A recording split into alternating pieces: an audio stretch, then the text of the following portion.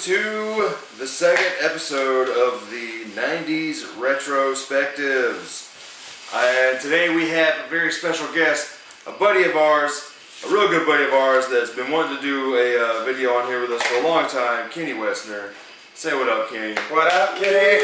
Kenny! Woo! Hell yeah. Fucking. Alright. We go back, shit, I don't even know how long we know. It's been a couple years now. 2 years. 2-3 years. This ain't you, is it? Been real drunk together, so yeah, that's we get pretty fucked up. This is you? You know. So quality time, so it's to you.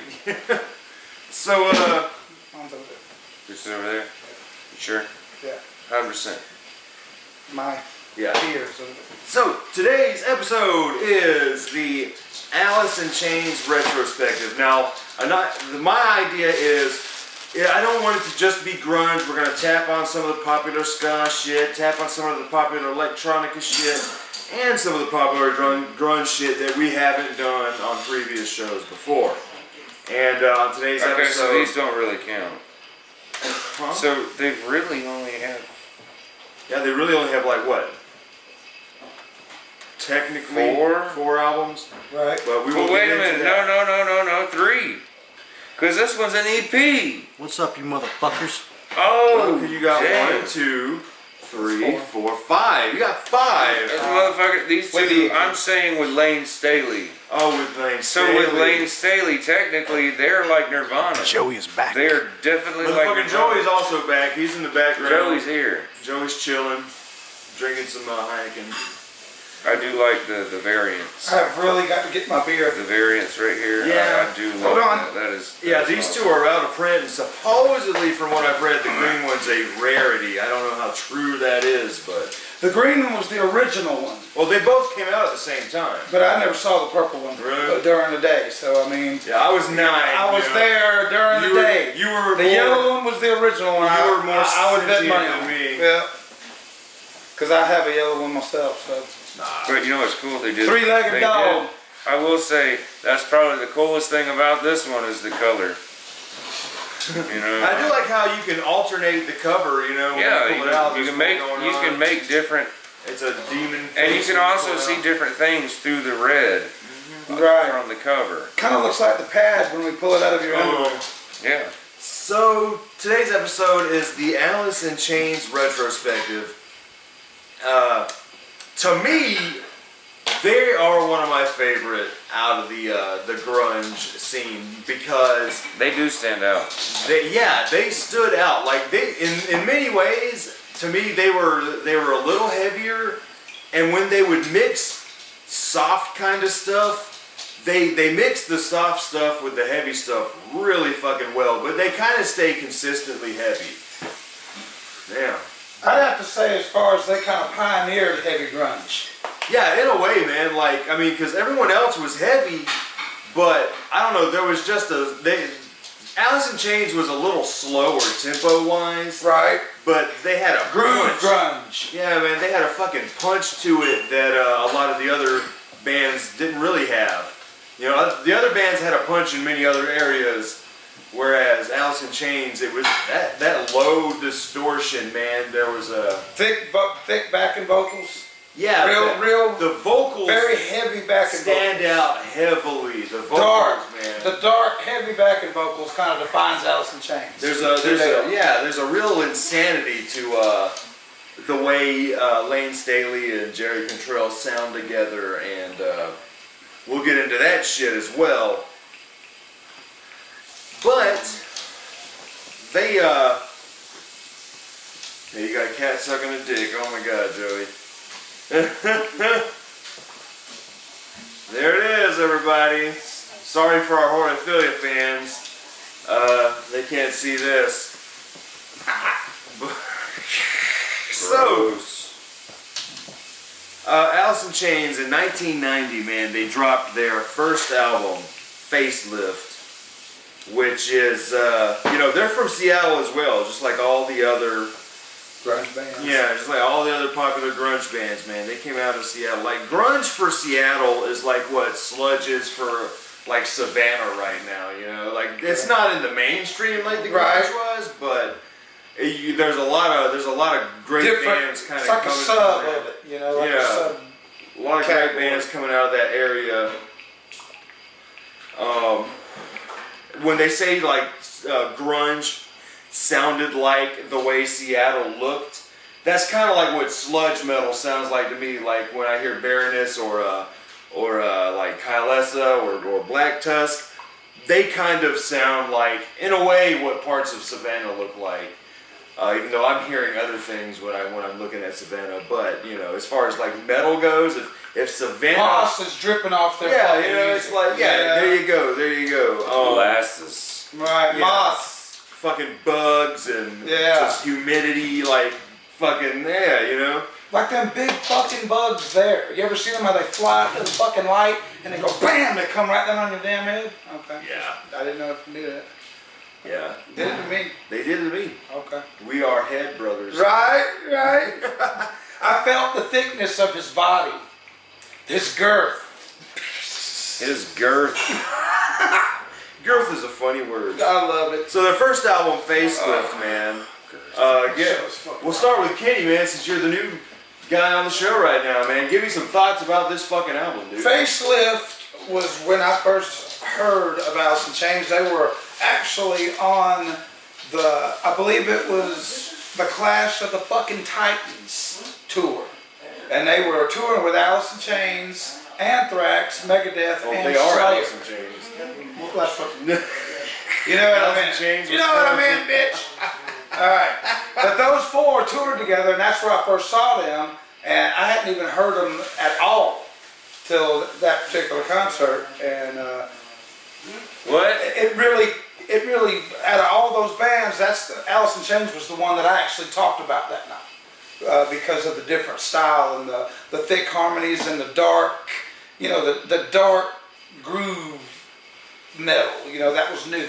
Yeah. So that's kind of what, you know, really grabbed me, and the very technical leads of Contrail, and just, to me, a very different grunge band that stood out over the rest of them. Word. Fragment. What's happening? She's Conjunction. cleaning the kitchen. Preposition. So what about you, Zach? What do you got to say about Facelift? Facelift. It's got really cool songs on it. Zach didn't prepare again. Did not.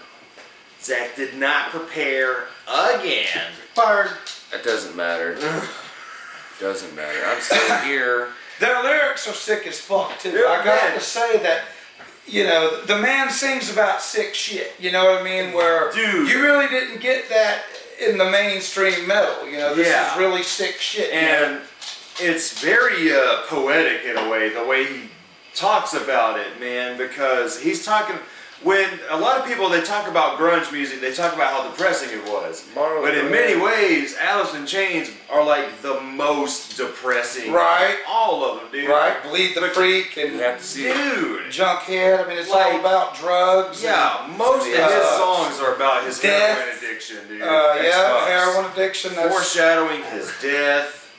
and I'm not promoting drugs. No. But damn if they wasn't fucking badass while they were on it. You know what I mean? That's just a comment I have to say. You know, that's... To the left. Damn it. Closer to the I'm open. not promoting heroin, but damn it if it didn't help them.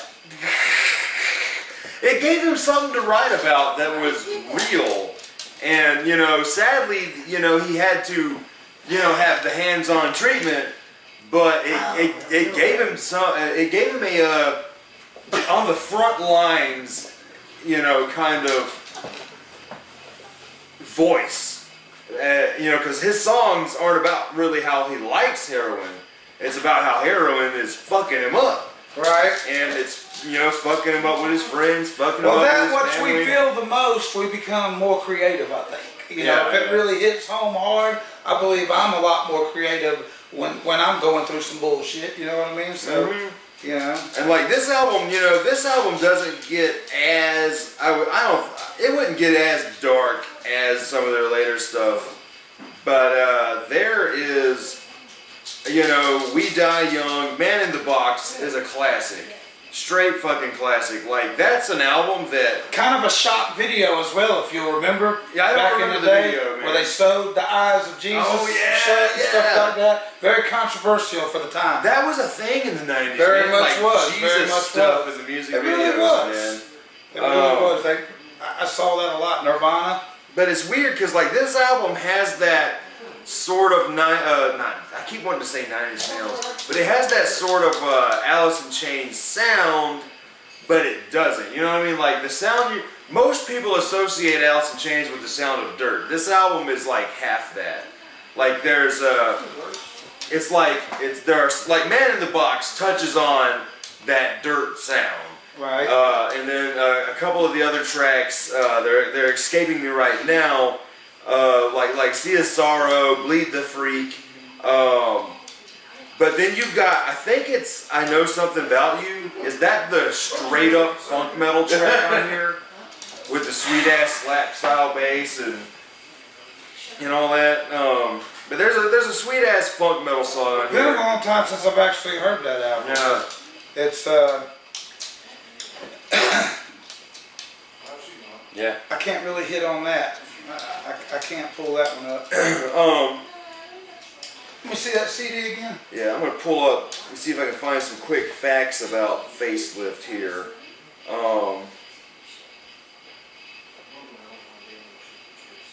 And really, a lot of these songs on Facelift especially is really a slower groove Yeah. than any other of the grunge metal bands, for sure, or even the regular rock grunge. Yeah. Yeah, so guitarist Jerry Cantrell stated that the album is intended to have a moody aura that was a direct result of the brooding atmosphere and feel of Seattle. Regarding the music for Man in the Box, Cantrell said that the whole beat and grind of that is when we started to find ourselves. And yeah, you hear that, what Alice in Chains would become in Man in the Box. You know, I mean, to me, it's a badass fucking album, like hands down. It's Man in the Box to me kind of leaned more towards their second album. Yeah, that like- sounded more like a second album. Like Man It in was the almost Box. out of place to me. Yeah, But yet that was the one that, you know, Yeah. really gave them the Because, place like, on MTV. half of this album gives you that dirt sound that everybody associates with them, and then the other half of this album is just It's kind a of raw, kind a raw band trying to figure their sound out. You know? right. And you know, it's a fantastic fucking album. It is. Especially a damn good debut, damn good D-Butt album. Right. D-Butt. Deep Butter. Fucking fantastic shit, man. Yep. I mean, like, what else can I really say about it other than repeat myself, you know? D-Nutter the Butter. So, that shit kind of put them out there, man, and definitely Man in the Box. Now, speaking of Man in the Box, have you heard Les Claypool's Duo de Twang cover of Man in the Box?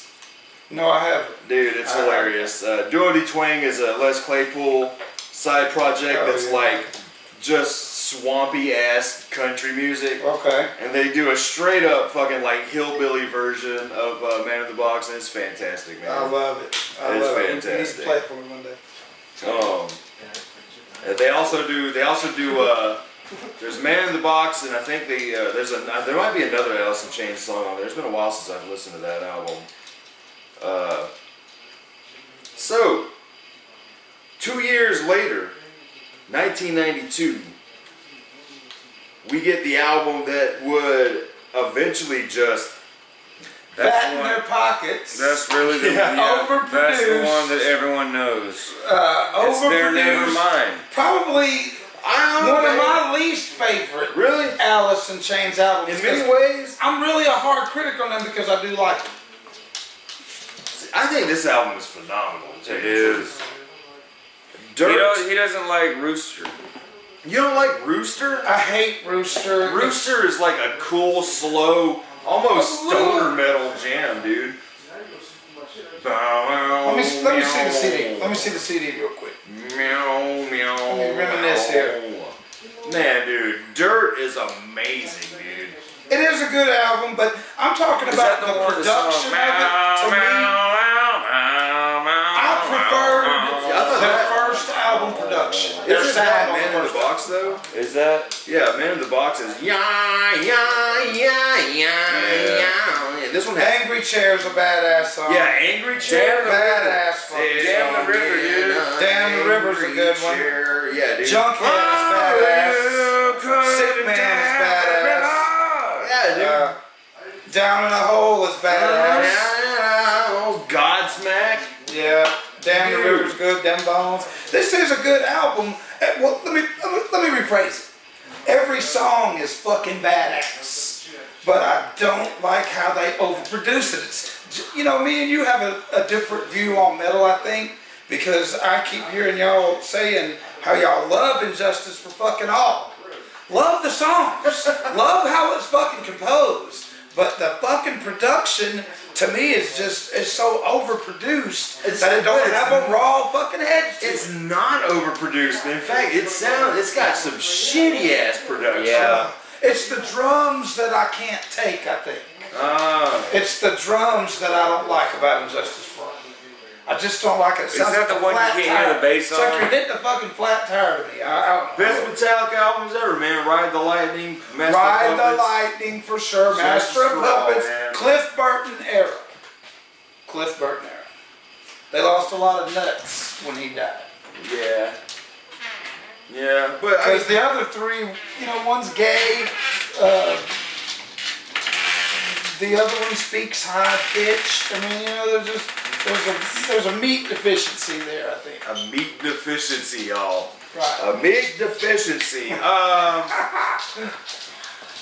I think Dirt, really, it is very polished. It is very polished, but I think that helps the album, man. Oh, absolutely. Oh. As far as making millions, Well, the not son of a even bitch did it. that, I man. mean, you know, it did. This album captured, to me at least, it captures that idea of kind of what was happening at that point, really. Because you got to think, this is 1992, man. At that point, everyone's albums were pretty fucking polished. I would Right. say, except for like Soundgarden. To me, they didn't really get. It was an era of overproduction, in my opinion. You know, like this is Now, when like I'm not the grunge disagreeing bands with were. This is when the grunge bands had a little more money to make a better sounding album. Well, true enough. I And see this is that. when, you know, Nevermind had already come out. 10 from Pearl Jam has already come out. And those are some pretty polished albums. Especially for Pearl Jam's very first album, Right. sounding as polished as it did. That's some pretty cool shit. So this album was kind of has that vibe to it that but it doesn't hurt any of the songs. Right. The songs are heavy. The band has figured out how they want to sound. Like they figured it out. Like the songs are darker, the music's just sludgier, and it drips, man. The If music, I had to weigh it against the first album, the second album's songs are actually are better to me. yeah. You know, if I had to weigh it out, they're better. To me, Dirt is They're a much better. better album than But I the first one. just thought that they just went way too perfect on shit. You know what I mean? I kind of wanted them to kind of lean to more their grungier, raw side, like it was on the first album. That's what I would have liked. I can agree with that. I mean, That's just me, though. That's I see just what my you're saying. opinion. I I may definitely not see be what you're right, saying. but that's just how I feel. Hey, look, it's not about there's no wrong or right, man. It's all about what Right. you think, bro. Like, I'm not gonna hate you for it, man, because I totally see what you're saying, man. Because like, there is a rawness on that first album That isn't sold on me. the other one. You know? Yeah. But I love what they did in the second one, so I'm not going to say that I don't like it. I'm saying I love it. I just wish they'd have stayed with their original, you know, who they were. But like, man, dude, this album, man. Go ahead. I don't want to steal the show, Zach. Give me some thoughts on Dirt, man. Dirt's awesome. I'm liking stuff on Good Face. Sorry. Can't get nothing past Zach today. I think that's going to be a tough one. Dirt. Quick thinker. Dirt. Sounds like Dirt. It rhymes with flirt. I like dirt. I mean, like I was bringing up fucking songs earlier. Damn the River. Yeah. You know, Them Bones. Fuck, dude, I love this album. It's one of them albums where like you know every song. Yeah, you man. do. And every song has backing vocals in it. There's more backing vocals on this one than Sick definitely Man, the first one. And that's what I do like. about that Junkhead. Like everyone. Junkhead's badass. Dude, that is just a fucked up song. Come on, man. This is like their quintessential album right here. Like, And what's crazy is like if you're gonna get into Alice in Chains, this is one of the first ones you get. If you're gonna get a fucking Nintendo 64, you get Mario Kart or 007. GoldenEye. What are you doing? We're gonna set some shit on fire, man. Oh shit. Holy shit! Hey, I got some things you need to set on fire because they're from the ex-girlfriend. anyway. That's on record. It's Little off topic, burning shit. But, well, I would say yeah, it is that quintessential album. It's a very good starting point. But what's crazy is from this point on, every album after this is a great starting point. right. Oh wow! Like, I probably wouldn't say start off with Facelift for somebody new, since you were there. Right, and that's Facelift kind was of your the- introduction. You know what I mean? Right. So That's what like, sold me on. yeah. So like, you got a whole different View of it. Yeah, Than some others. I See, was the a- mainstream caught dirt. like And how it was- old? and how it was a old were perfect you, man? album. How old were you in 1990? I was 20. 20. All right. So yeah, dude, you were there, man. I was Fucking. there. You were there, man. You know how old I was in 1990? 9.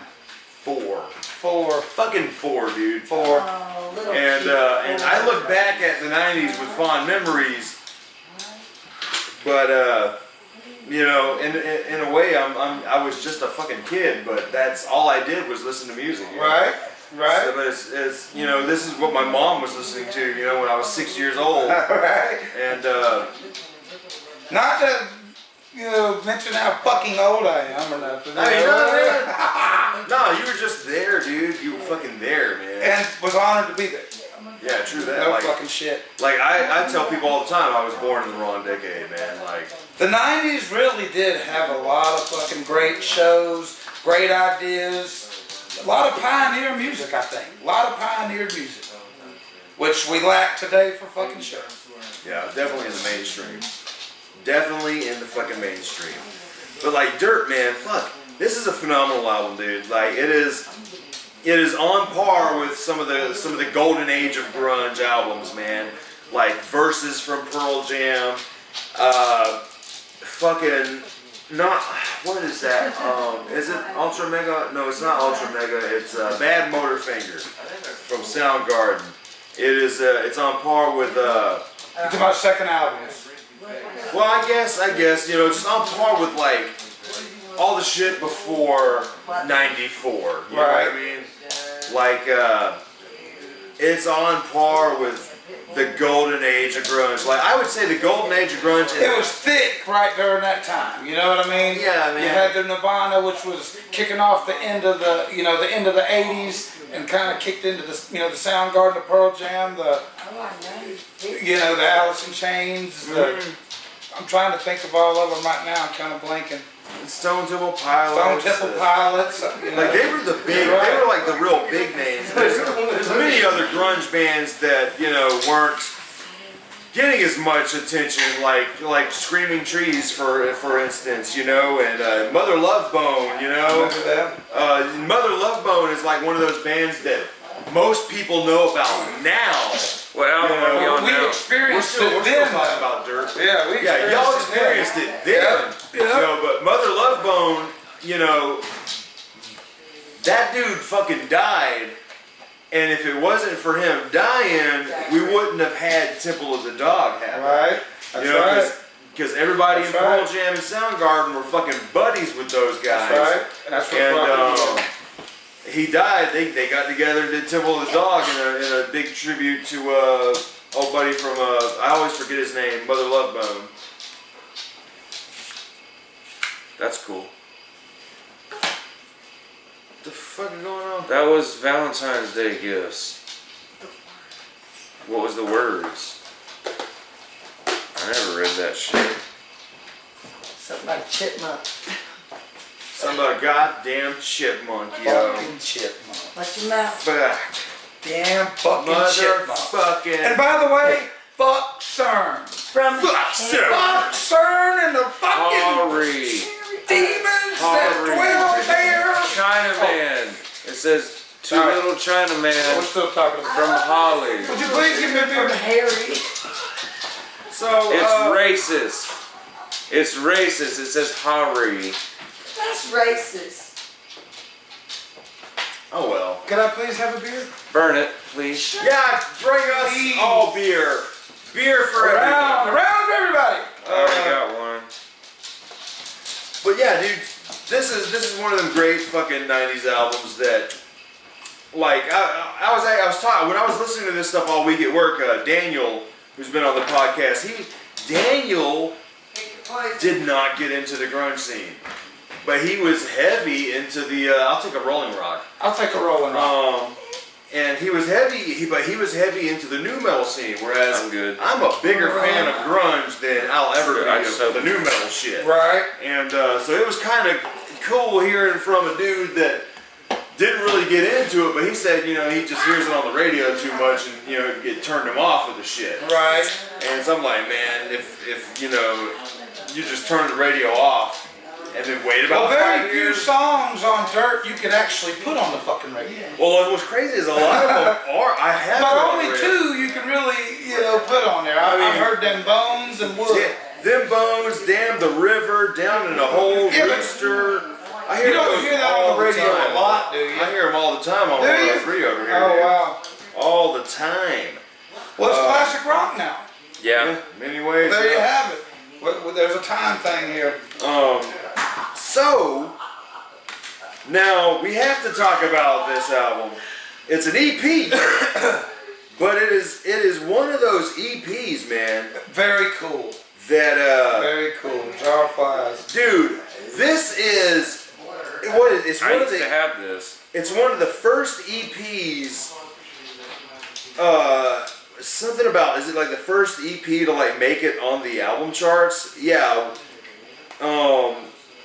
I'm sure. Yeah, it was like one of the first fucking dude. I mean, This it's is 7 a- songs. It's over 30 minutes long. This is a EP that went quadruple platinum. Yeah. It might as well be an album because back in the day, albums only have like 6 to 7 songs. I mean, really, man. I mean, really. it might as well be Oh. a fucking album. But it's like, it's weird, dude, because this is an EP that got as much attention as an album. You know what I mean? Like Because it had that- great songs on it. Yeah. It was all that over happened. MTV. It doesn't All matter. over See, here's the MTV thing. during On an that time. album, it doesn't matter how many songs on it. It matters how many are good. Yeah. That's You're right what. about that. That's And- what matters. How many of them have staying power? And this shit is Jar of flawless, Flies, dude. the entire fucking album. And has very, staying very power. different Yeah. than the first two. Now- Very, very different. Now, you know what's probably Yeah. a big thing about that is this is the weird thing. You know, when we talk about Dirt, that blew them up, right? They're making more money now. Well, when they were finished with the tour, all right, they came back home to find that they were evicted out of their apartment or their home or whatever. They were evicted, dude, and had nothing. And you got to think about this, dude. You are The biggest. a year ago, you know, 2 years ago, Top you of the were world. just 2 years ago, Oh. you were just playing, you know, Oh, yeah, clubs yeah. and shit. Yeah. All of a sudden, you're fucking Bam, doing you're stadium catapulted. tours, Yeah, right? yeah. And you're on top of the fucking world. Then the tour ends, and then you go back to reality. Yeah. You go back to who you really are. Yeah, and you That's the fucking, way I see that. you find that you're evicted from your house, and it's like life comes in there. So they was like, you know what? Fuck this. Let's go to a studio and let's just jam.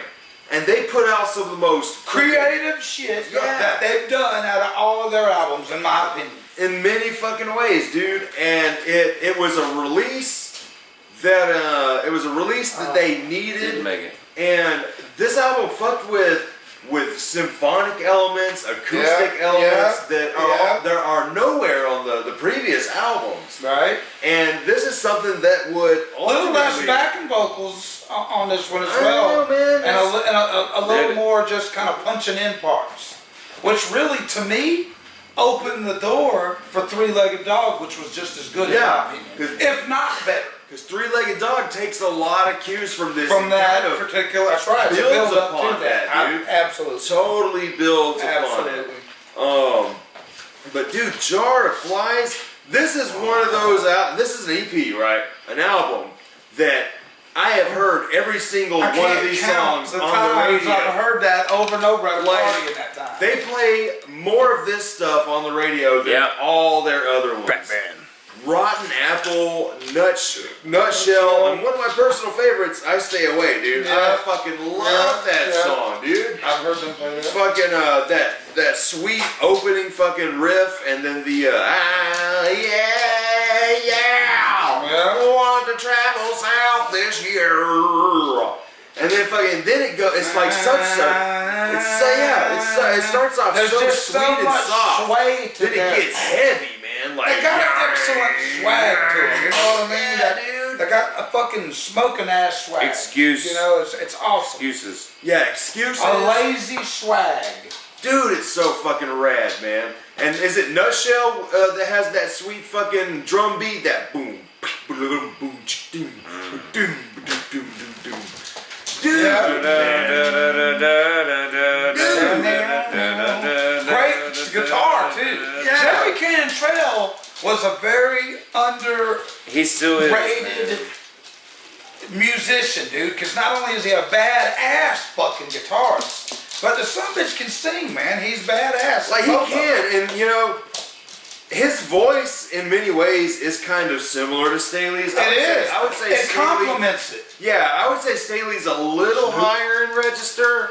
Smoke it. But that is something that really helps the new Why'd you pull it out? the new Alice in Chains No. albums that don't have Staley on them, because in many ways it still kind of sounds like Alice in Chains. Question. Break some up, bro.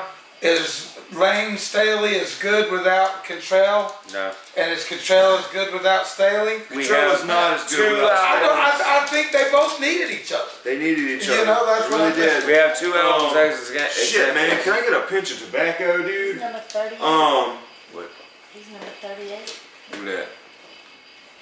What the fuck's going on? 38.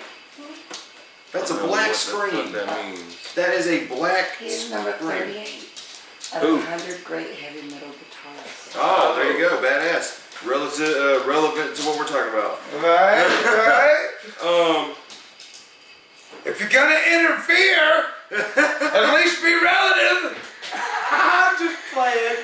Hey, baby, I'm just playing. No.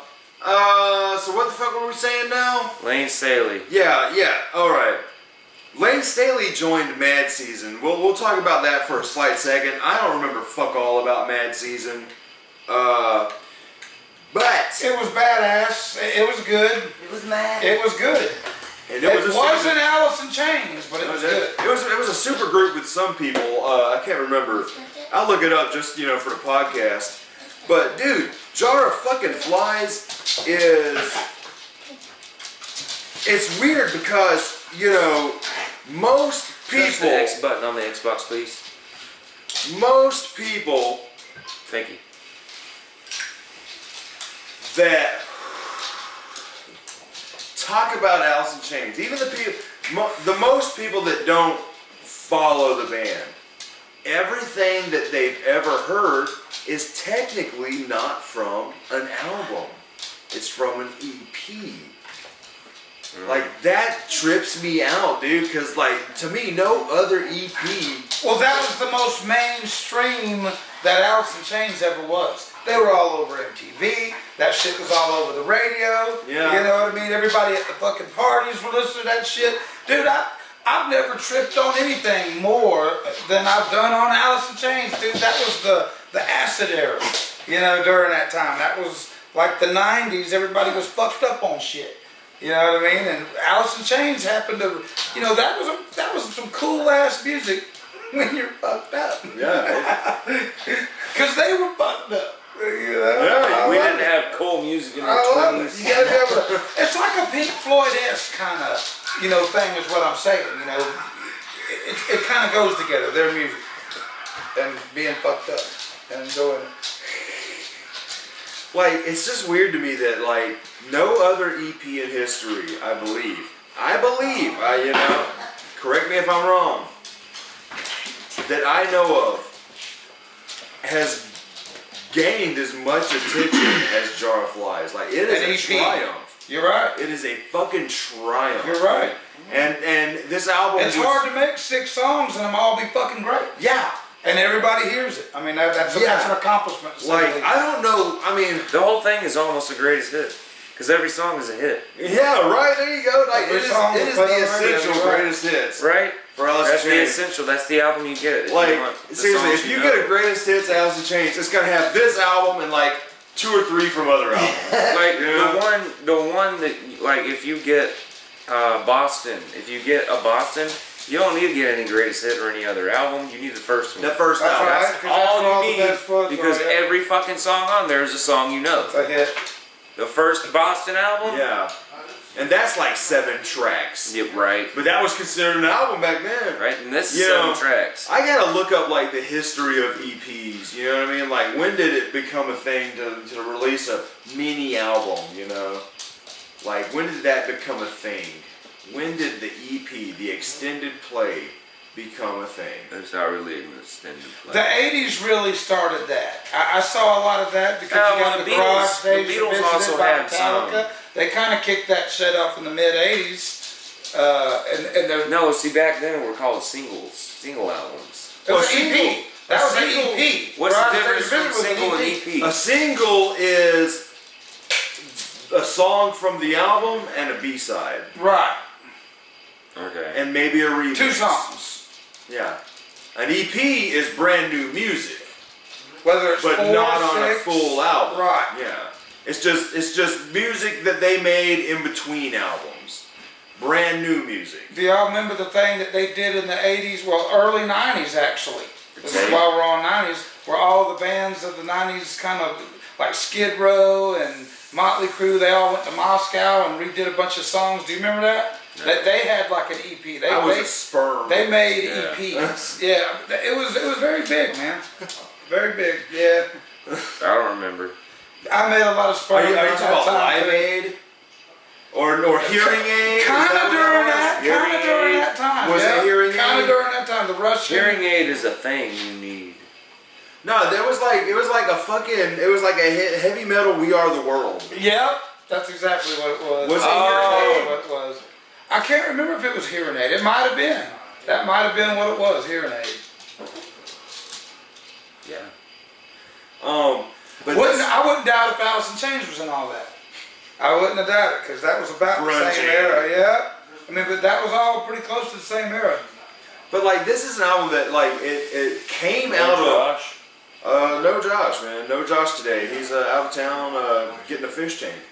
But this is an album that was created out of, in many ways, coming back to Open your reality, damn man. eyes. From a fucking tour, you're a normal guy again in many ways. You've hit celebrity status, but you went back home. You're not fucking living in LA. It's crazy. It's weird. This is one of those albums that, Jesus Christ, it's one of the most perfect albums out there.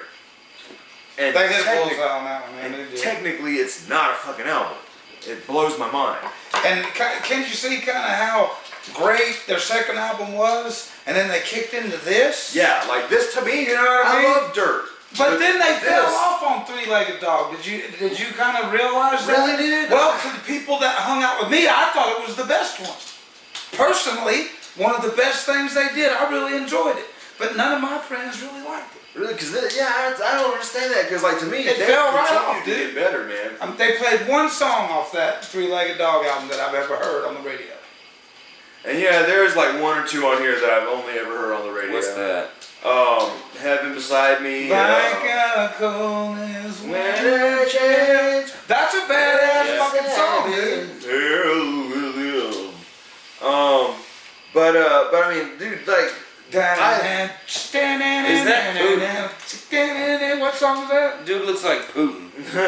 I love dirt, but in many ways, man, Jar of Flies That looks like Putin. throws Defines it. it. Yeah, it Who they throws were, it man. in Absolutely. the garbage. Well, dude, and to like- me, it actually went back to Raw. To me, Jar of Flies is much more raw there is a than rawness to Dirt, it. for fucking sure. Oh, the man. CD has changed For too. sure. Yeah. Totally different production. Actually, it wasn't the same as Facelift, but they kind of It's a made different raw, man. It is a different raw. It's them playing more with acoustics. It's them doing shit that they've never done before. Right. They Actually, to me, it showcased their talent. it did, dude. That's what I thought. It showcased their talent in a different area than normal. That just fucking beats the shit out of a lot of the other stuff that was happening around that point, man. Yeah. 1994, man. This is 1994. This is the same year we got. Oh my God, that was the year of Matchbox 20 and all that No. fucking shit like that. No. Oh, I like that. Oh, Matchbox 20, dude. That was like to 97. be a Yeah, fucking bro. Legends kid, I would have fucking cut my throat with a butter knife when I hear that shit. Matchbox 20 was about 97. You had about 3 years after this. Yeah. Because when Lane That Staley... shit sucks, Jill. That shit sucks. It's terrible. Now, I thought the Wallflowers were pretty cool during Yeah. that. Wallflowers were pretty rad. What? What? We're going off topic here. Wallflowers I were like cool. fucking Blue Skinner. Wallflowers were cool because that was Bob Dylan's son. Yeah. That's that. Jacob Dylan. Yeah, Jacob Dylan. But we have sucked the dicks of the Jar of Flies. Right. Everything We got to the after bottom that, of the testicular. No. But now, did you know though? All right, you see on the cover or you see on the spine, you got the flies there. I wish I had it, but a handful of copies when first released had little plastic flies in there. Ah, Oh, that's cool. I wish I could find that version. wow. I don't remember that. Like that is I'm sure it did that. fucking rad. Huh? Yeah, I can buy my own little flies and put them in there. Yeah. But these two, last two. We're not there yet. I thought we already talked about Three-Legged Dog. No, we didn't, dude. Yes, we we were did. still on J.R. Flies, man. We just touched Yeah. on it. God, get over it. I need a little more volume on the metronome.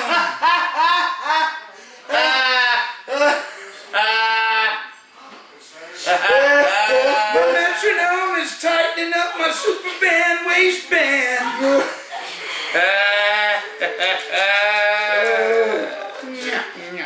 And fuck son. And the goddamn Nephilim. These are almost the same cover. Do you see the layout of the font? Title of the band on top, album title at the bottom. Band on top, title on bottom, thing in the middle. But anyway, so now Jar of Flies came out.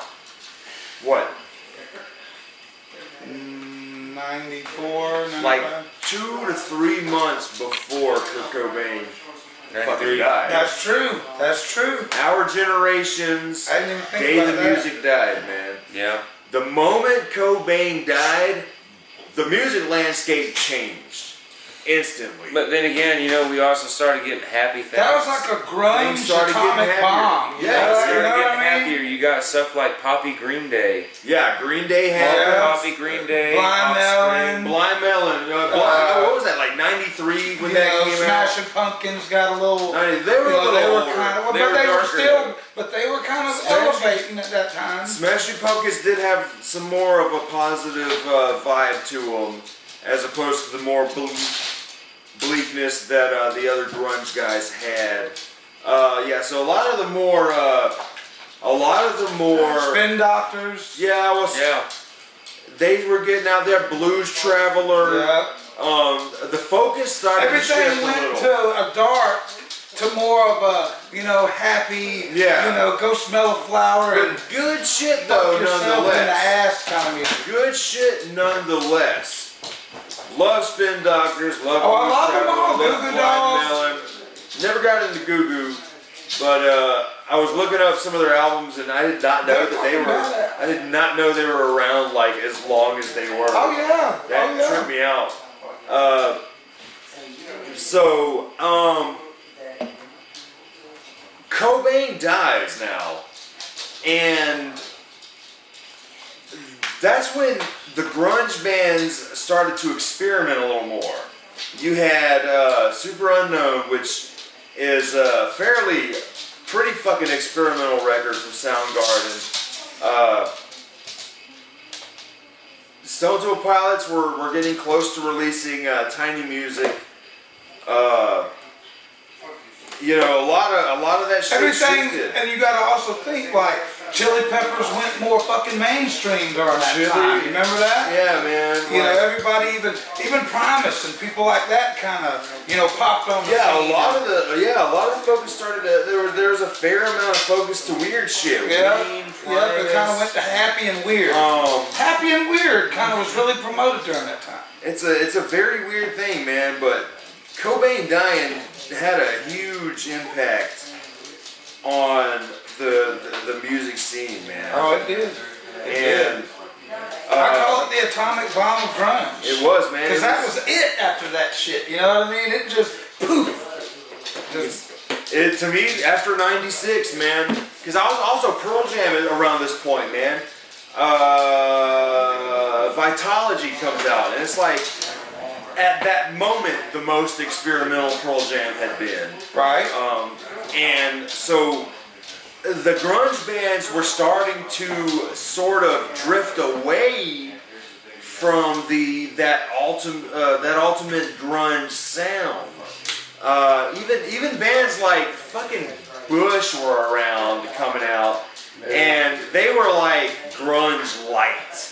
Right.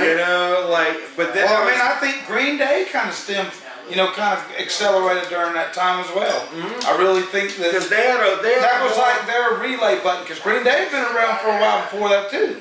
They were in the '80s. Green Day needed to happen at that point, dude, because people were so Cobain dying probably was the best thing that ever fucking happened to Green Day. In many ways, you could say that because people needed that fun kind of just like something to get their mind off of that darkness. Right, closure. So Green Day comes out with some really goofy, funny, and rockin' shit. Right. So that kind of needed to happen for everybody, and so Alice in Chains get back and put out, to me, their best fucking album. Hands fucking down, their best. To me, they're probably not the magnum opus. To me, the magnum opus is Jar of Flies. But that's technically not an album. Right. So best album out of the first three, Facelift, Dirt, and Three-Legged Dog. Three-Legged Dog, man, blows both of those out of the water. Dude, as a musician, I am much more satisfied with Three-Legged Dog. Much more, because that's why people didn't get it, because it's a technical thing, you know what I mean? I think Alice in Chains kind of touched on a little more of a technicality on this one. Yeah. And it kind of catered more to the musician than it did most people. They already made their fucking money, you know what I mean? The songs got longer, the songs got dirtier, like the guitar had a dirtiest, a vintage sound more. More dirtiness to the riffs, and they took that softness and the acoustic side that they experimented with Jar of Flies, and they brought it into this, and they kind of mixed that with the sound of Dirt, and in many ways made it dirtier. Right. And like, holy shit, dude. Fucking grind, brush away, Sludge Factory. Oh yeah, grind. That's Heaven a great Beside You, Head Creeps. Yeah. Game, Shame in You, man. Yes. Fucking Shame in You, dude. Holy fuck. Every one of them songs are badass. Every one. God Am, So God Close. Am, yeah. Dude, Frogs. You know what? Frogs blows my ass away. To me, on this album, Alice in Chains went as far as they fucking could go. They could. To who they were. You know what I mean? did, dude. And poured everything they had into it. To me, this was like their finale. You know, Yeah. this is who we are, and this is bam. This is the best shit that you're gonna fucking hear from us ever. And sadly, that's the fucking truth. Because, like, after this, Mad Season happens. After this, grunge goes away. Alice in Chains didn't do anything. Yeah. And they're They were a victim of you know, The change, circumstance. the The shit. change, that's right. The last song on here, Over Now, in many ways is like a farewell. Those lyrics, dude, well, it's over now. Yeah. We paid the debt somehow. Isn't there a mystery song on that album? I don't know, I don't think so. I don't know. Hidden track. But like, just the I think riff. there is. The riff that well, it's over now. Yeah. Like It's over. that right Yeah. there, those lyrics have as much of a punch as the very first lyrics on In Utero by Nirvana. The very first lyrics on that album are, well, I guess teenage angst paid off well. You know, and he's like, what do we do now? You know, we sold you all our shit, bitching about teen shit. Right. You know, and the lyrics on this song in many ways are like, it's over now, man. Right. Where the fuck can it go from here? Seriously, like I mean, It was almost like they were trying to tell us something, huh? yeah, they were trying to fucking tell us. At this point, dude, Staley was fucked up. Fucked the fuck He was as fucked up on heroin as he ever was right here. Man, he was. But it's their best fucked. shit. It was, Their it best was shit. definitely their best shit, hands down.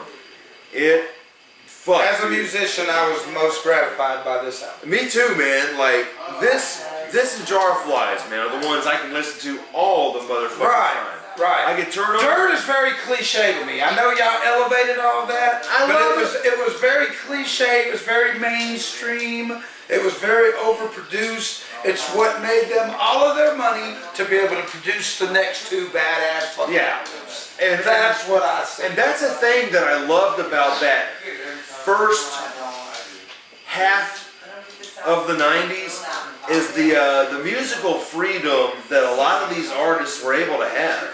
You know, Pearl Jam, Soundgarden, these dudes, they had a lot more freedom to do what they wanted to do with their music. Especially like No Code from Pearl Jam. Holy shit, Oh, yeah. there's some amazing shit on there.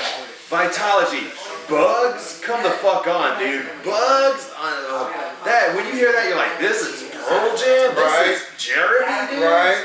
You know, this is Even Flow. You know, have you noticed about all these grunge bands, and you could definitely say the same thing about Alice in Chains, is they were able to change so much, but yet still stay in the grunge. Yeah. You know what I'm trying Yeah, to it's say like here? They were able to flip a fucking button just like that on album to album, or band to band, or project to project.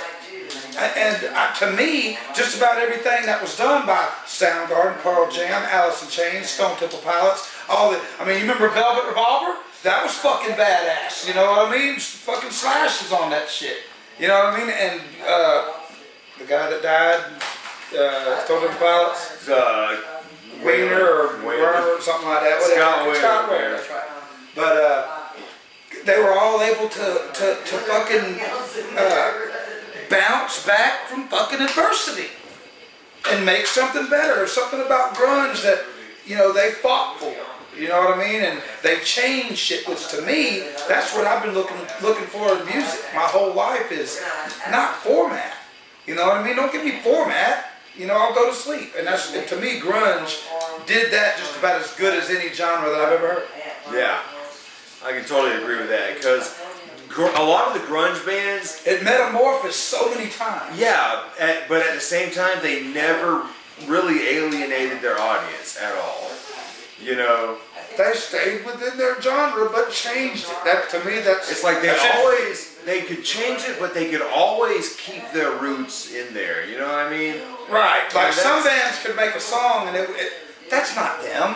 Yeah. You know what I mean? That's not Yeah. them. But you hear an Alice in Chains song, you know who it fucking is. Yeah.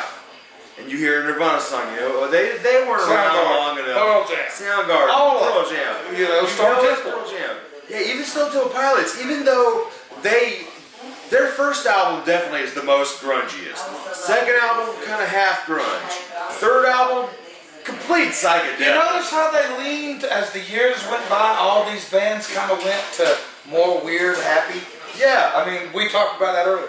like Stone Temple Pilots, definitely, they turned more into like a heavy psychedelic band. They went everywhere.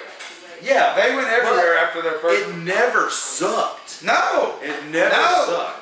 I definitely put Stone Temple in the same category as Alice in Chains. They're definitely one of the best grunge bands of that era, in my opinion. Soundgarden and Pearl Jam, you don't have to say that. They're the juggernauts of it. You know what I mean? Yeah.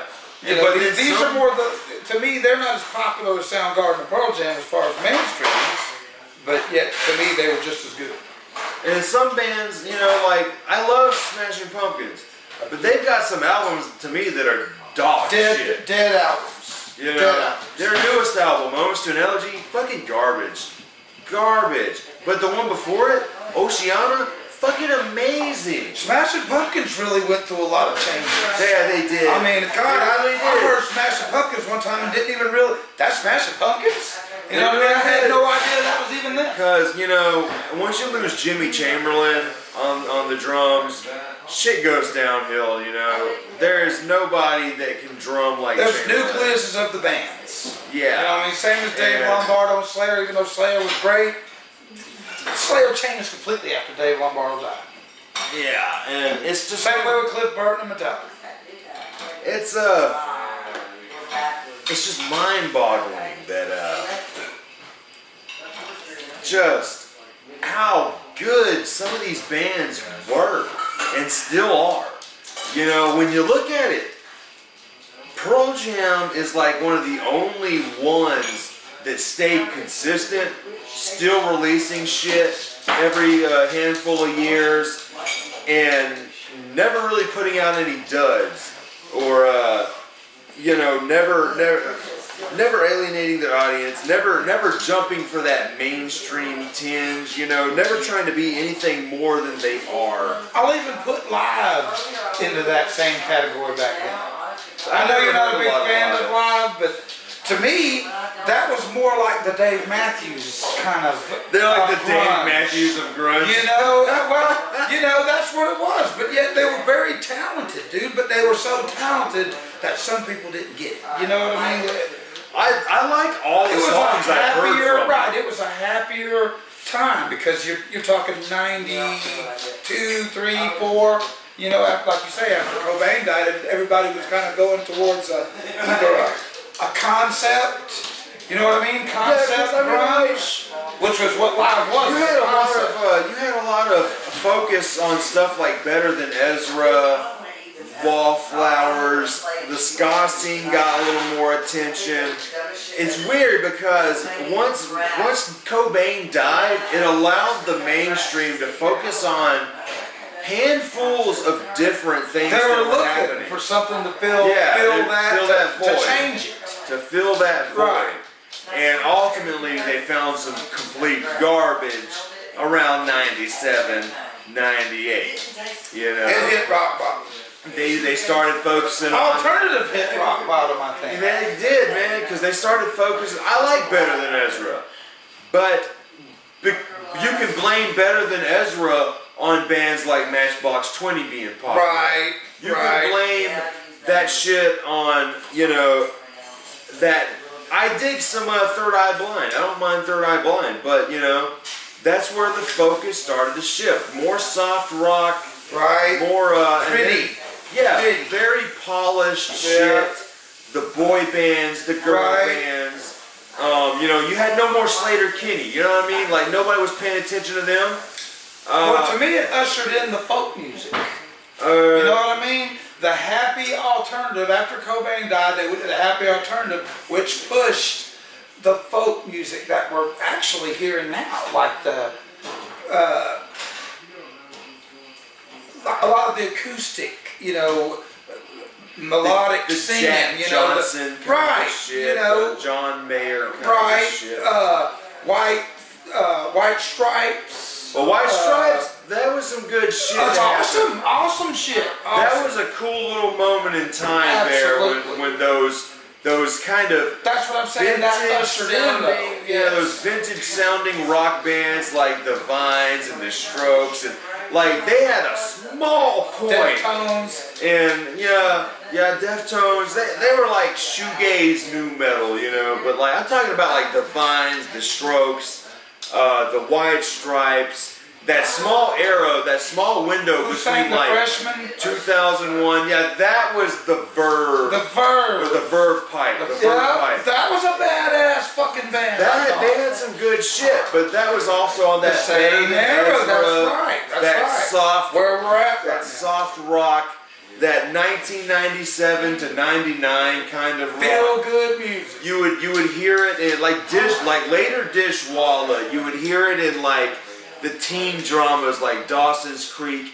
You might hear a song of theirs in like Really catered to the young people. like Really. yeah, anything in a Kevin Williamson production like Scream or The Faculty, shit like that. I Know What You Did Last Summer. It all I knew where you were going on that. kind of looked like that. Like it's weird, man.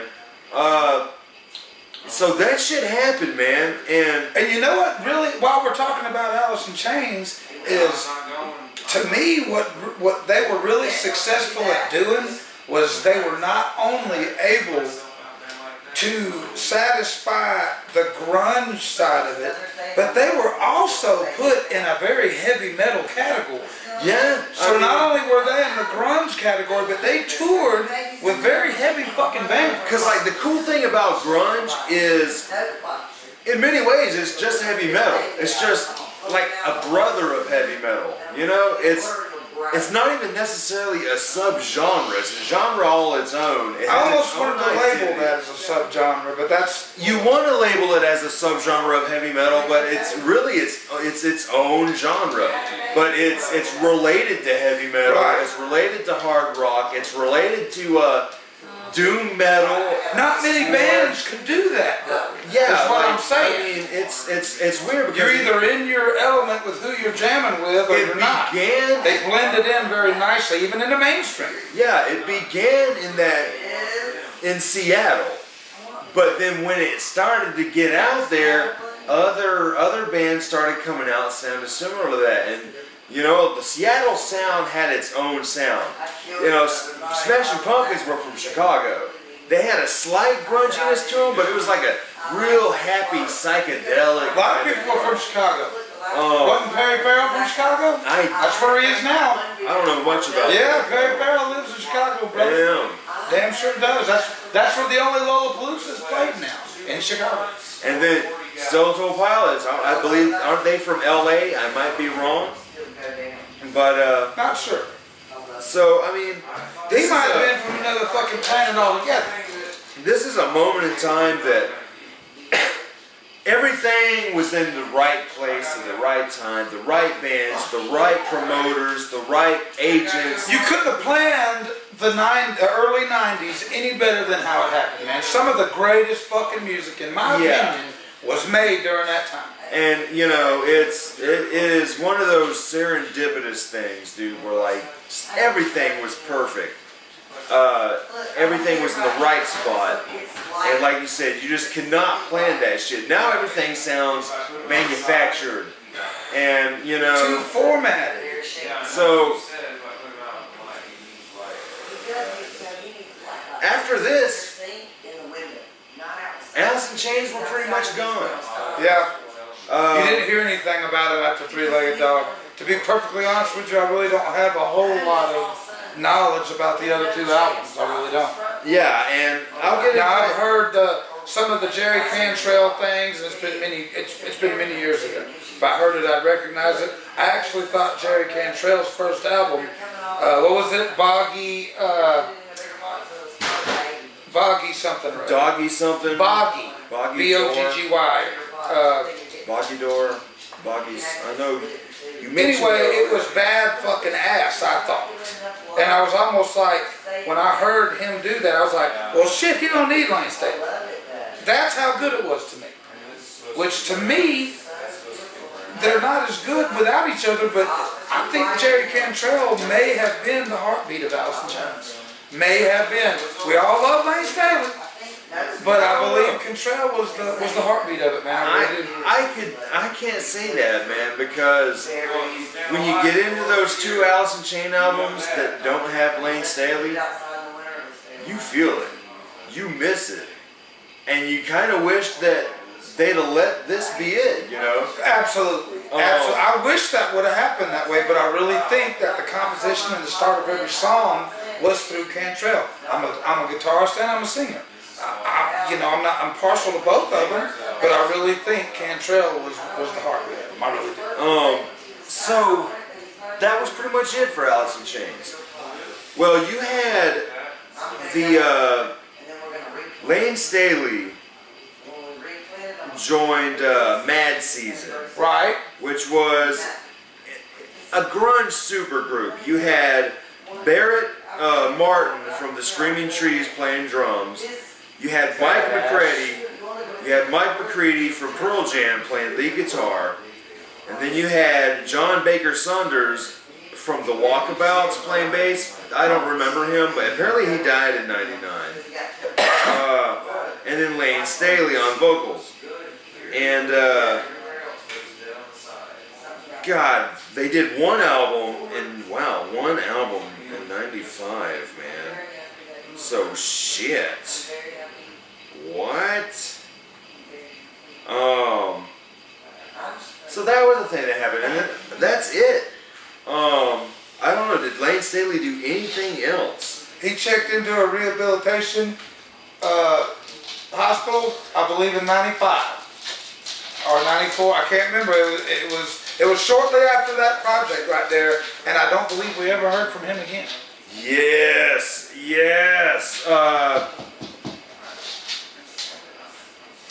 He checked into he got rehabilitated, and he sucked after that. I remember saying that. Class of '99. Again, not promoting drugs. Class of '99, one of the last Lane Staley projects. Oh. I forgot about this, but now we're about to remember. This was a super group featuring Lane Staley on vocals, Tom Morello on guitar, and you had Stephen Perkins from Jane's Addiction as the drummer, and Martin Lenoble from Porno for Pyros as the bassist, and they also had some guy on keyboards. This, I remember, that movie, The Faculty. They did a cover of Another Brick in the Wall Part 2 for The Faculty. The Robert Rodriguez movie. That is one of the last things I remember Staley really doing. I forgot all about that. So nothing happens. And then in 2002, very, very eerie. What is this? This is 8 years after the death of Cobain. Almost to the day. Like, this is April 5th he died April 5th, 2002. And I know Cobain was later in the month. But that's some eerie shit. He fucking, he died from, goddamn, just all the drugs, man. It says here, man, they say he had been in and out of rehabilitations all that time, in and out. The way they found him, alright, they say that his accountants contacted his former manager and informed her that no money had been withdrawn from the bank in 2 weeks. So she contacted Staley's mom who called 911 to say she hadn't heard from him in about 2 weeks. The police went there with some people, and they say when they knocked on the door, they kicked in the door, and in his little apartment on April 19th, they're lying on a couch lit by a flickering TV next to several spray paint cans on the floor. And not far from a small stash of cocaine, 2 crack pipes on the coffee table next to the remains of the rock musician. It was reported that he only weighed 86 pounds. He was ate up, dude. He was fucked. I remember that, dude. I remember how fucked. I remember seeing a picture of that nigga. Yeah. It was fucked. He looked like the Crypt Keeper. Yeah.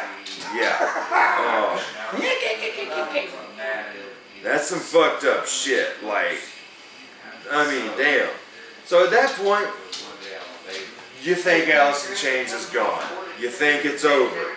You know, there is no chance in hell that this band will come back. Well, Where are we at? 98, you said? this is 2002. 2002. This is a moment in time where, you know, grunge has been dead for many years. Right. Hadn't heard from Alice in Chains. Hadn't really heard nothing about it. The only band that had remnants of the grunge sound was Creed, and they were god fucking awful. Right. I hated the Creed era. Very painful era. Very, very painful era. But at the same time, you had great shit coming out. System of a Down was happening. Yeah. Gorillaz was happening, you know. So great things were there, but the focus was a little more on a lot of that garbage. Well, things remained silent for many years until we start hearing reports of a possible new Alice in Chains album.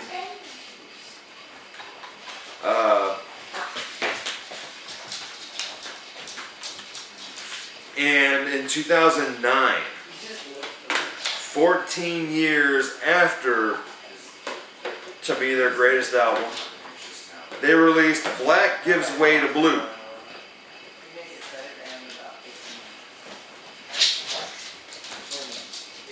And now,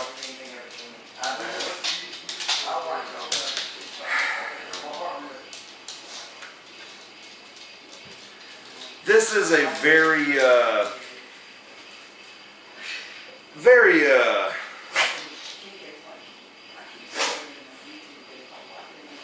very weird thing to kind of talk I would have liked about. to have heard that one, man. I don't believe. I may have heard some of it, but I really can't pull that up. I recommend hearing it, but I'll get into some thoughts about this. Without Lane Staley, he picks up a new vocalist and guitarist named William Duvall. The guy does his thing on there. He sounds absolutely nothing like Staley. The writing isn't like Staley's writing. I think I have heard this. The music, it's weird. An album in 2009 that sounds as grungy as this. That is pretty mind-blowing. This album, like Stain. Zach, yeah, you did say it kind of sounded like Stain. It does. But to me, there's a lot on here that does kind of sound like mid-90s, man. Not as good. No, this album does not hold it does not even light a fart next to the albums before it. There's some decent shit on there. There's some shit I don't mind. It's not a bad album at all. By all means, it's a good album. Right.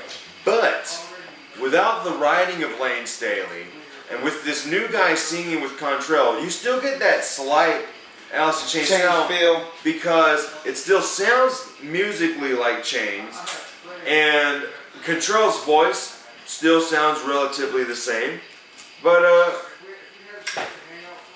it's just missing that. What's his name? Something Duvall. Something William Duvall. Duvall. William Duvall. It's just missing that piece of the puzzle. And it just does not do it for me. The album's good, but it's one that I'm actually gonna check it out probably tonight. definitely check it out. Because I'm a big fan of Jerry Yeah. Cantrell. I'm a big fan of Like you said, you really you dug Cantrell's shit. I love both of them. But I I love want to hear Cantrell it. too, but without Staley, it just doesn't work for me. Without Staley, it's not Allison Chains. Yeah, it might as well just be a Cantrell solo album. It's not. That's right. I mean, You don't even want to compare that. You just want to say, well, this is a Cantrell project. yeah. You know what I mean? And I can tell, yeah, it's got a little sound to it. And I think I have heard it. I'm going to definitely check it out. It's one of them things. I think I like it. I Actually, mean, I if like it remember. too. I like it too. It's not a bad album, but I'm I very disappointed to not have them together. It's almost sad for them not to be together. I just can't. The whole time I'm listening to it, I'm just thinking of, damn, I wish Lane was here. You know what I mean? Like Right. the whole time, that's all I'm thinking. I'm like, damn, that's a cool riff. But damn, I wish Lane was here. Well, you got the die-hard Van Halen folks back in the day that couldn't fucking deal with Hagar, which to me, I thought the Hagar music was better. Really? I did. Now, I thought the Van Halen music was cool and kind of different for that, with Roth, but, I actually thought their music was better with Hagar. Hagar. Yep. Wow. Yeah. You just pissed As off weird as that- every Van Halen fan on the I don't internet. care. But you know what? I saw both things live. I saw both things. David Lee Roth was the fun guy. Now, if you ever seen Van Halen live, you would see what a fucked up singer Roth really was. You know what I mean? Same as I put fucking David Lee Roth in the same category as fuckface Axl Rose. Yeah. I'm sorry. They're terrible fucking live. They're terrible. Which, Alice in Chains, when I seen them live, by the way, fucking rocked. Sounded just like the fucking album. It was fucking awesome. I think the biggest problem with this album, if you can even, the biggest problem with this album and the next one, it just doesn't have that staying power Right. that the previous It didn't album have the had. special I forget about all of this when I'm done with it. Yeah. It doesn't stick with me like the previous You album. wanted it to, Yeah, I wanted it to. but it didn't. Yeah, but it didn't. I forget about it instantly. Which goes back to the point I said earlier. I heard Staley's solo shit. It was good, but it didn't have the music. It had Lane singing, but it didn't have the music and the flow of Cantrell singing with him. So again, without each other, they're just, to me, it's not as good. And so after that, 4 years later, a big surprise. 4 years later, they actually released another album. Cantrell. Yeah, Cantrell. Volume 1 and 2, ain't it? Huh? He did something, Volume 1 and 2. Oh no, this is the last 9 Inch Nails. Oh, okay. Alice in Chains so far. Okay. 4 years later, they. Oh, so he's still calling this Alice in Chains. Yeah. Ah. Yeah. Alice in Chains, man. See, that's where I have a problem with that. Just call it something else. That's where I have a major fucking problem with that. Which actually makes it now where I have a problem with Cantrell. That's fucked up. Yeah, in many ways, Very it's like, disrespectful to me. I know you want to keep the band alive. And the music is good. The albums are good. Almost to me like a cheesy effort to try to make a little bit more money. Yeah. On your fucking boy's name. That's fucked up. Jerry Cantrell, that's fucked up. It would be easier to sell an Alice in Chains record than it would be to sell a Jerry Cantrell record. You know what I mean? So, If I was in his shoes, I might do the same thing. really? But I think still, we all will. I can wipe that on a cracker, dude. I can wipe that on a fucking cracker. There's cheese here.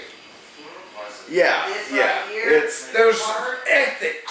You know what I mean? There's, damn, if you can't make money on your name, there's a little bit of, I got a problem with that. like I can complain about it all day. I complain about it with Stone Temple Pilots, but at the end of the day, you know, it's still their band. Even though those people aren't there, it's still their band. Now, some bands will stop. Nirvana, for instance, some bands will stop. And, you know, more power to them. But not every band can stop and have the amount of success like Dave Grohl has with Foo Fighters. Right. You know what I mean? Really? That is... Well, that was an era kind of as well where everybody was fucking swapping musicians too. You know what I mean? That was... That's one of those rare things that, you know, that rarely happens. So it is easier to just keep the band going and get someone else. So I don't blame anybody for doing that. I'll bitch about it just to, you know, raise a hair, but it's nothing that, you know, cuts me. You know? That would be why I didn't probably listen to these albums probably as much as I did the others, because this has been many years, and you know, this is, you know, I lived this, so I mean, I'm having a hard time picking it up, but I remember saying, that's fucked up. Stay later in the band, you're still called Alice in Chains. That's fucked up. That probably sold him less albums. And so, in 2013, they give us The Devil Put Dinosaurs Here. Don't say that. And it's another one that I remember liking, but I don't remember anything about it. Just like with Black Gives Way to Blue, it doesn't have that staying power. Yeah, it doesn't have that punch is gone. It still sounds like Alice in Chains, but it doesn't sound like Alice in Chains. I don't know. It's the same old Alice in Chains without Sting. Like the music is great. I mean, it does what it needs to do, but it just doesn't have the staying power. Unless you're a musician, I really don't think too many people are going to appreciate the last two albums. That's where I'm at on that. Kind of like a Dream Theater thing. Not everybody likes Dream Theater. I think they're fucking badass. Love Dream Theater. I think they're fucking badass, but people don't get it because they're not musicians. But it's just one of the things, man. Like Alice in Chains, dude. This album is good from what I remember, but I don't remember it when I just remember being like, yeah, it's all right. Well, there you have it. It's passable. There you have it. It rocks. Stick it in the CD slot and maybe we'll play it again one day. And these two are actually Zach's copies. I don't own Black Gives Way to Blue. I don't own Devil Put Dinosaurs Here. I own the classic albums. I'll eventually get these.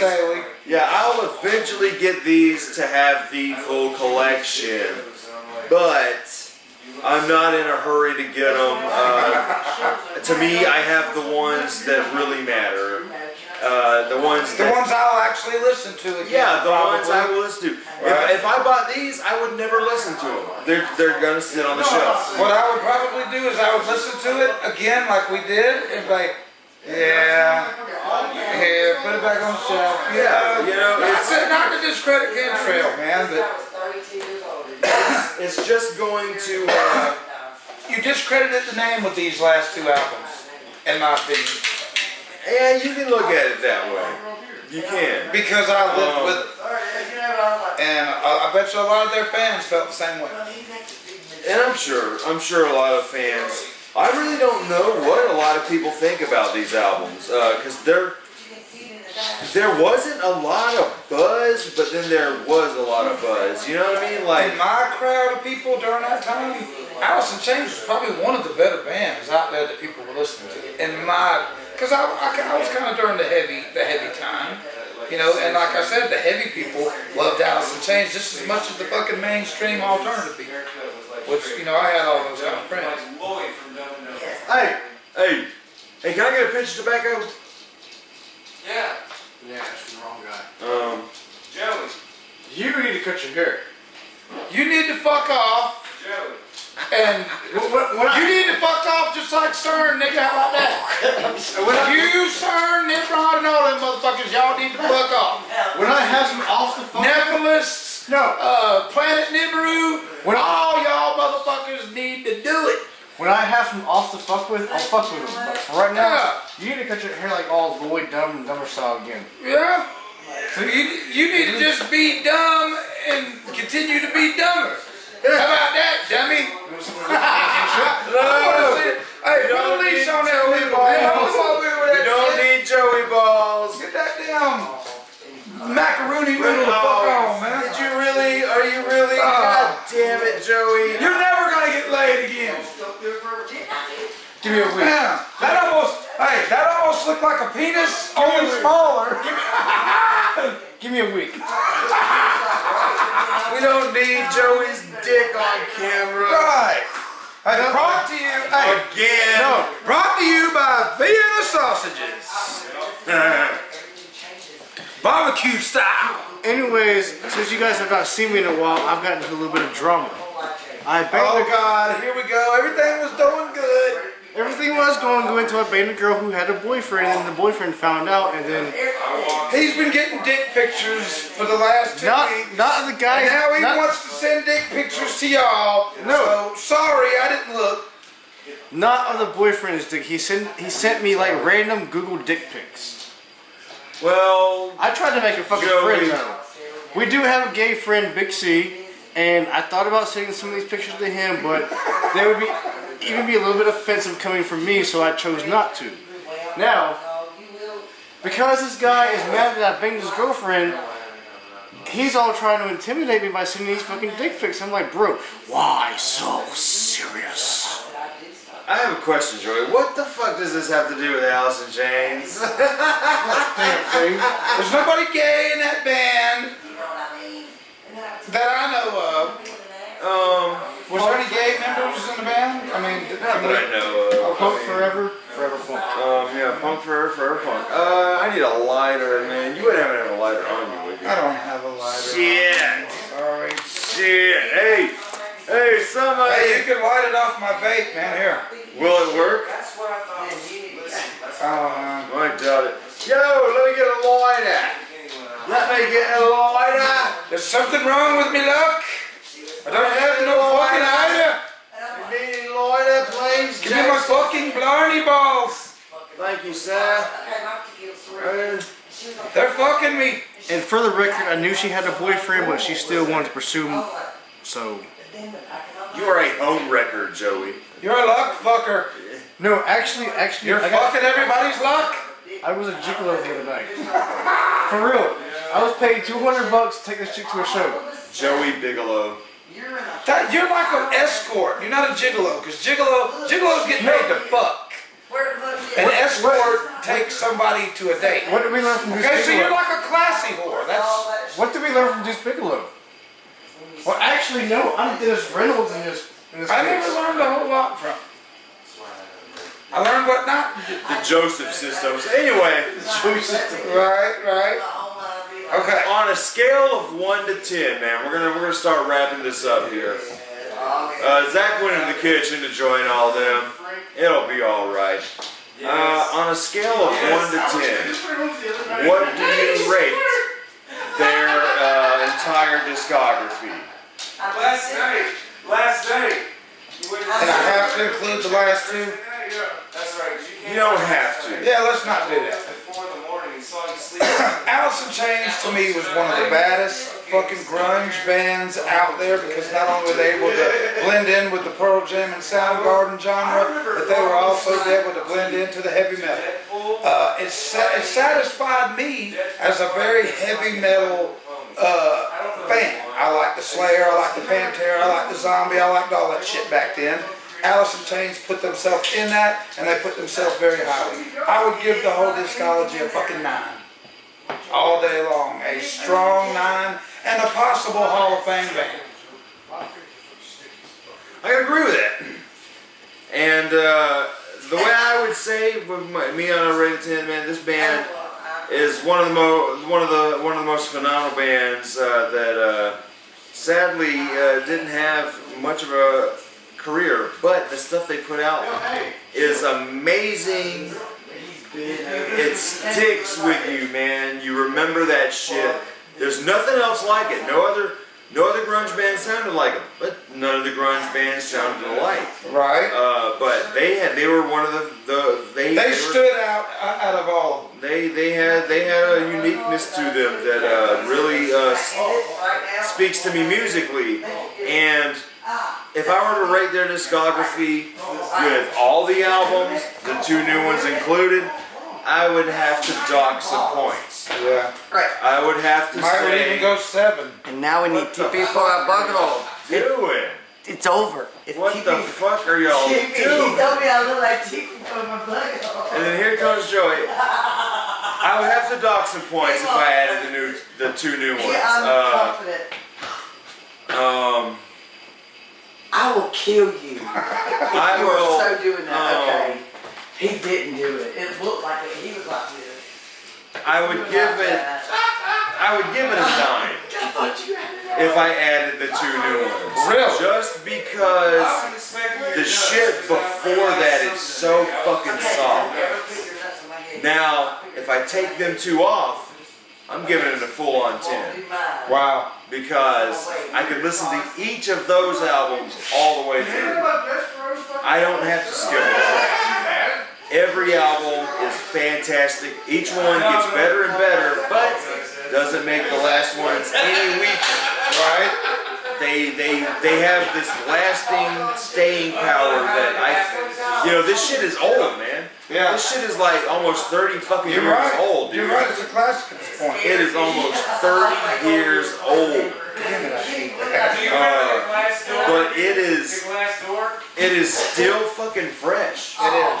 It is still. I can still go back to any one of those songs from the very first album to the very last one, and I would still be interested to actually break it down and listen to some of the things that I may not have listened to before. Yeah, You know what I mean? It's that jam-packed full of different things. definitely. It's a big bowl of fucking gold nuggets, dude. It really is, dude. I mean, even a couple brass turds, but these Not enough to even change the color. yeah, these do not even hurt the majesty Of that Alice is in Chains, you're right. that is the old ones. Like these are some fairly forgettable albums, but they're not bad albums. And fuck Joey and CERN. Real quick. No. But go ahead, I'm sorry. But yeah, they don't hurt the lasting staying power. These albums are timeless. These are timeless. I mean, these are some slight duds, but they're still good. They don't hurt the discography at all. But I would have to dock some points just because you're missing something there. I'm hard on the 10. To give a band a 10, somebody that I would probably give a 10 would be Iron Maiden. That's who I would give a 10. Black Sabbath. A 10. You know what I mean? The only reason why Alice in Chains did not get a 10 is because they just didn't have a very long career. To me, I didn't get to hear enough of Alice in Chains. I don't know. To me, it's like it's not really about how long the career is. To me, it's about can I listen. How many good albums can you pump out over a long period of time? That's what gives me a 10. Yeah, but to me, even I if don't it's discredit the only, music. The music's fucking awesome. to me, even if it's only 3 fantastic albums for the entire career, if there were 3 albums I could listen to all the way through without skipping a track, and I still feel the way I did now, 15, 20 years ago when I listened to it, it's got to get a 10. If the music's got to touch If it moves you like that every time, it's got to get a 10. I see that. I It's see got to that. get a 10. I see that. Career-wise, the thing is But I could break it all a down. band can be around for 20 years and only have 4 good albums and put out a lot of fucking shit. So Alright guys, I'm out. as far as how long their career is, to me I can't factor that in because a lot of bands stick around long enough to suck.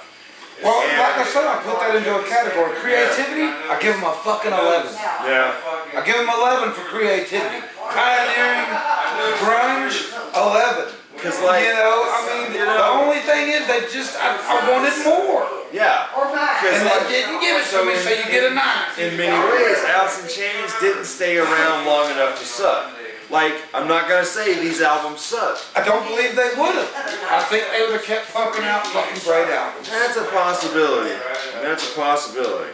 And I guess the disappointment of all that makes it a 9. But as far as what they did during that time, the 5 albums, I might even go a 10. I might even go a 10. 9.5. Because I'm hard pressed. I'm only gonna give it 10 to people like Iron Maiden, who pumped out how many fucking albums?